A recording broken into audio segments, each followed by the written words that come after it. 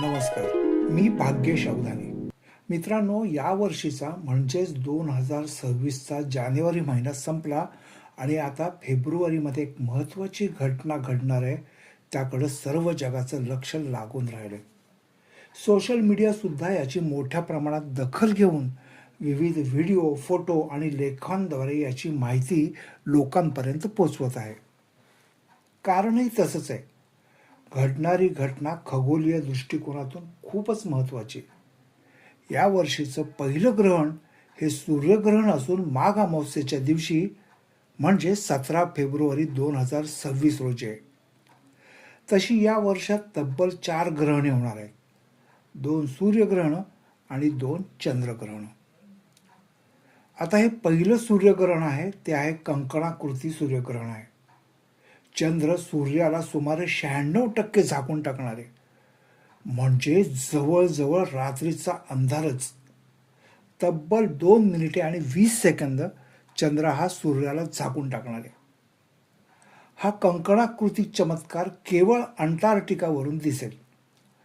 Argentina, chilli आणि दक्षिण आफ्रिकेच्या बहुतेक भागात खंडग्रास सूर्यग्रहण दिसेल. भारतातून हे ग्रहण दिसणार नाही. हा सोहळा अनुभवण्यासाठी जगभरातून अनेक संशोधक, अभ्यासक आणि खगोलप्रेमी जमत असतात. सूर्यग्रहणाचा अनुभव हा एक विस्मयकार आणि थरारक खगोलीय सोहळा असतो. यामध्ये दिवसा अचानक अंधार पडून तापमान कमी होते, पक्षी घरट्याकडे परततात आणि खग्रास स्थितीत सूर्याभोवती कोरोना म्हणजे तेजोवलय आणि डायमंड रिंगसारखी अद्भुत दृश्य दिसतात. हा एक निसर्गाचा अद्भुत चमत्कार असून काही सेकंद ते सृष्टीसाठी शांत होते. आता या सूर्यग्रहणाच्या निमित्तानं एका स्त्रीची आणि तिनं लिहिलेल्या एका सुंदर पुस्तकाची ओळख मी करून देणार आहे.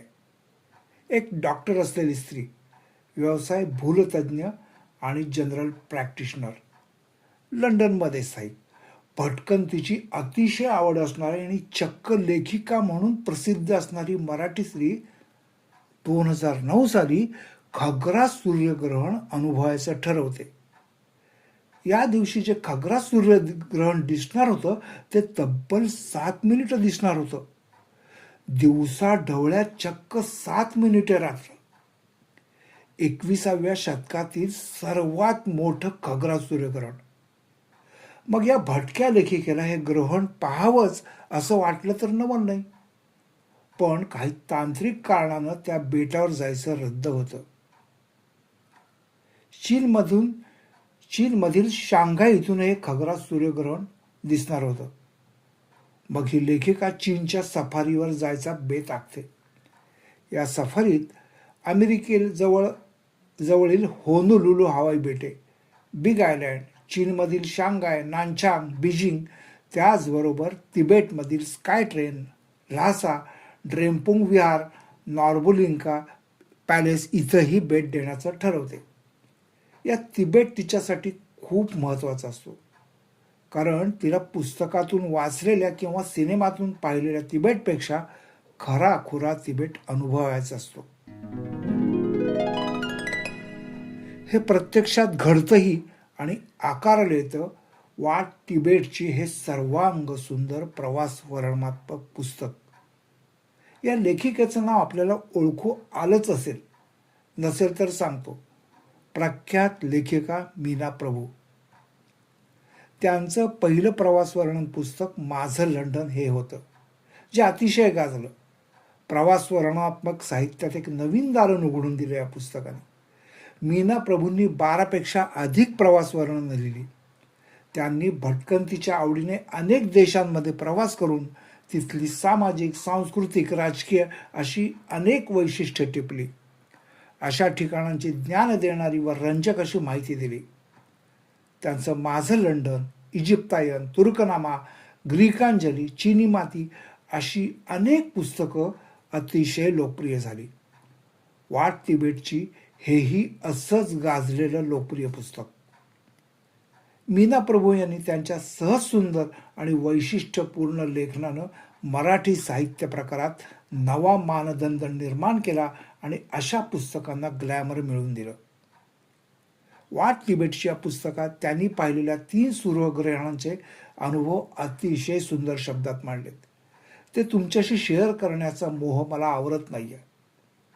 आगामी 3 भागात ही ग्रहणं मी अभिवाचनाद्वारे सादर करणार आहे. वाट तिबेटचे हे पुस्तक अतिशय सुंदर आहे.